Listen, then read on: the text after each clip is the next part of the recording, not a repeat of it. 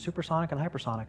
A very interesting thing, which you'll see in the videos, is when we do see them, they're at the edge of our sensor capabilities. You'll see like there's striations around these stills, and sometimes it almost looks like it bends, almost like it's not a solid mass. So when it's spinning, when it comes out of the spin, for a second, it looks like part of it, like probably a third of it is bendable and it bends.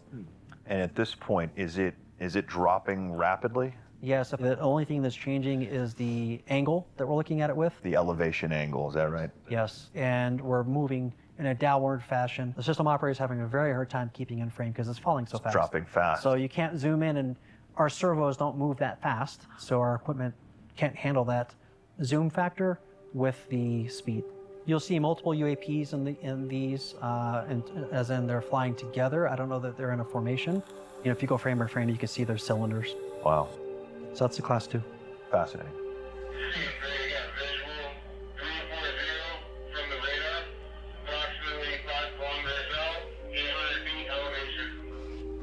We sent the helo out to intercept the Tic Tac, but the first attempt failed because our radar was being jammed by the Class 7 jellyfish. Where were we in the sky the first time you saw that? That was when we were 7 kilometers or so out to the northwest, 340, the spot that we went to.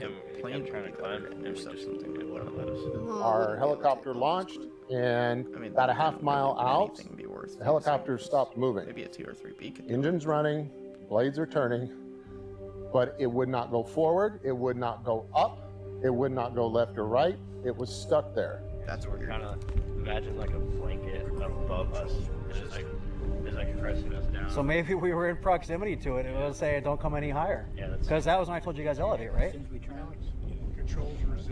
That's fascinating. We were called out to intercept an object that was found on radar. We went to the location it was supposed to be at. We circled a couple times and were requested to climb another 1,000 feet.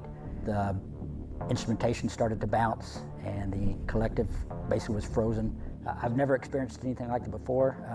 Could there be any other Over explanation? 4,000 hours of flight time, and this For has the never happened instruments before. failing? I mean, I feel like it So we would don't know just how happen. they're jamming us. We don't know how they're turning our equipment off no, yet. timing's Best good. guess would be a microwave signal. We're not seeing it on the EMP? frequencies we're using for our collection equipment. Yeah, this is north, but I guess it could be an EMP. it's off. Either it's moving supersonic out of here with noiselessly, or it's flipping a switch and now you see me, now you don't. And I kind of feel like it's the second one. So it's really looking interesting that we're seeing multiple classes, 3 classes today, 2, 5, and 7. We saw them all with binoculars and or the naked eye, which is really new for us. We've not had that experience in the last 5 years. And the fact that the Class 2 and Class 5 seem to be putting themselves between us and the jellyfish. We don't know what that means. We don't have enough data yet to say that conclusively. And I'm not quite sure how many times we have to see something like that till we understand that that's probably the case. Also interesting that the Class 5 and Class 2 took 3 or 4 days to show up.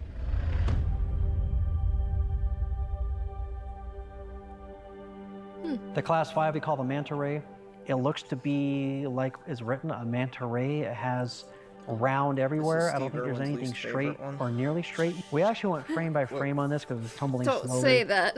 And derived a 3D model of what we think it looks like. Here you can see it tumbling and spinning on multiple axes as it comes through the frame. And you said this is going perpendicular to the wind and faster than the wind. Yes, it was on radar. It was on imagery, multiple bands. And the interesting thing is the radar shows this vibrating as well, the same heartbeat signal, which is really a boost in our analysis because only UAPs appear to have the vertical and horizontal heartbeat. Oh, yeah, this Manned is aircraft, balloons, birds, drones, they don't. They have a flat line trajectory and also a Is flat it line blue? radar signature. Or is So it that's the Class 5. Excellent. giving off blue? After every event, it seems as though we leave with more questions than we do answers. Our mission and our investigation is truly just getting started. We're quickly learning, in fact, how many things that we still don't know. Skywatcher will release full modules for each of the 9 UAP classes on YouTube and our website in the coming weeks. Please understand that this is a live operation unfolding in real time. We are doing our best to create a taxonomy of these objects based on the data we've collected, but we need your help. Part 3 of Skywatcher is going to be about psionics. It's going to be about the team that we've assembled. You're going to hear from some of them directly. You'll hear about their experience, their background, and how they found themselves here alongside us today. And if we can validate the existence of these abilities completely and scientifically, then that information necessitates an entirely that new the concept Mick guy? of reality and our place in Who's it the Mick guy? as Another human YouTuber beings. mentioned it's interesting. They said they've omitted any known government craft they're aware of in this. That is interesting. This came out 7 days ago. The other one was 2 months ago. So was it going to be like 2 months before the next one comes out? That would kind of suck. Oh, yeah, this was the interview right here that I watched the other day. Robinson Erdhart's channel. Yeah, that was it. It was a good interview. I don't know why YouTube likes to show me things I've already watched, but and other things that I have no interest in. But it does that. YouTube's really bad with recommendations lately. Yeah, I don't know what's happened to YouTube's recommendations and homepage. It's become... Like, shit we've never even shown any ounce of interest in. It's like, here, you should watch this. Here's Yeah. another one. It's weird. Yeah, and then, like, for a while, the algorithm was fine. It was, yeah. Not sure they made it seem like it's just whenever they have things there that are actually solid info. Yeah. I was saying about the thing with the algorithm lately, like, I know smaller channels aren't hardly being seen as much, but for episodes? Oh. Okay. Well, whenever the next one comes out, we'll watch it. Yeah. Hopefully they have some really big bumps. I mean, this is pretty crazy, because, like, I didn't know they released all this. Now I'm feeling a little bit better about the psionics, not gonna lie. Feeling a little better about it now. Because that's unusual, a lot of what they filmed. I'm still not 100% sure if I'm sold on it yet, but I'm more sold on it than I was before I watched it. So it definitely did what it was supposed to do, and it did manage to do some convincing for me. Yeah. So yeah, I'll say that much. I'm not as skeptical now as I was, but you know, be cool if I could do it myself. Like if I could actually figure out how to do it myself, then with them still waiting to see more. Yeah, I definitely would like to see some more.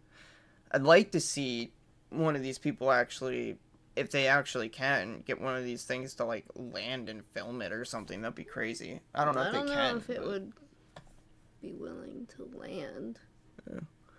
Yeah, I'd like to know the method and try myself. Exactly. Like, I mean, it's pretty clear what they're doing. I think I have an idea of what they're doing.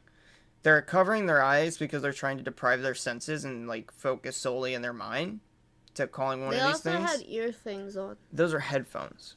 So what I think they're probably listening to, the CIA has a astral projection track that you can actually find on YouTube. It's a bunch of really annoying beeping. It's binary beats, but, like, allegedly, you can use this to astral project yourself. Like binaural beats or something. Yeah. Hold on, I'll show you what it is. I'll look it up real quick. CIA.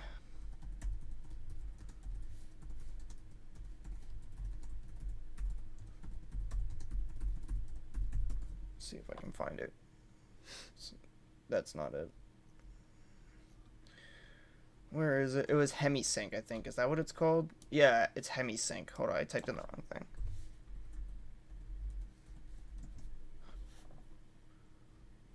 Is that going to bring it up or just bring up videos about it? Because there... Oh, there it is. The Gateway Project. Yeah, this is it. You're supposed to put headphones on and essentially, like, think about almost nothing and just listen to this. I imagine covering your eyes to deprive yourself of the senses helps somewhat. But basically, this is supposed to help you separate your soul from your body. Which sounds kind of scary. Yeah, this is what the remote viewers were using in the Monroe Institute to train, and this was developed by the CIA to help them in doing so. So this is likely exactly what they have playing in those headphones that they're wearing. Sorry about the train again, but this is probably what they're listening to summon these things, if I had to guess. Maybe they have a more advanced version that's not public, but it's probably something similar to this. Well, I think I've seen this somewhere in a YouTube short. Yeah, I'm worried a bit. If you contact something that doesn't have good intentions, if it really works. Yeah, the other thing that I heard, I actually learned about this from a Y-Files video forever ago. I don't remember which video it was, I think it was a video he did on remote viewing, like solely or something like that. I'd have to go back and figure it out, but that's not really important. In the video, though, he said, though, that allegedly, if you do this, there's a chance that if you do manage to leave your body, that you might not be able to come back to it. And that if you do manage to summon these things, it wasn't even in the context of this, but I imagine that that's probably what you could use this for. That if you were to do this and summon these things from wherever, that, you know, for one, you don't know what you're summoning. Like, you know, even if it does work, like, you have no idea what's gonna come, what the intentions of it are. And even if you know, do somehow manage to summon something, it's like, you know, how much control are you going to be able to exert to get that thing to actually prove what it is and all that? I'm sure these people have more experience at this point than obviously probably. I do. I'm just speculating, but, you know, I'd try it. I don't know if I believe in the whole, oh, you won't be able to get back to your body thing. I think that might be just to make it sound scary, but I don't think it is. It works. It sounds scary. Yeah, yep, for sure, I'd imagine. Yeah. Anyway, food for thought. If anybody who's watching decides they want to try these out and give it a go, Definitely be careful. Yeah, I have yet to give this a go, but I would love to hear your guys' experiences on this, because it would definitely be interesting. Maybe one day I'll try it. I mean, AJ claimed he was going to try it. Then he didn't say afterwards how it went. So, I mean, who knows? Maybe it works, maybe it doesn't. I think it's like a whole playlist, though. Sure, it probably depends on your ability to focus as well. Yeah, I'm pretty sure this is part of, like, a playlist of stuff, but... Because if you've got, like, a really hard time focusing on something, it probably won't go super well if you can't focus on it. Oh, so we're both screwed. We both have ADHD. I can only imagine how well this will go. Anyway, guys, I think it's about 4 in the morning. I'm hungry. Yeah, I probably should eat something and get to bed before it gets too late. Try to stream again soon, though. You know, bacon?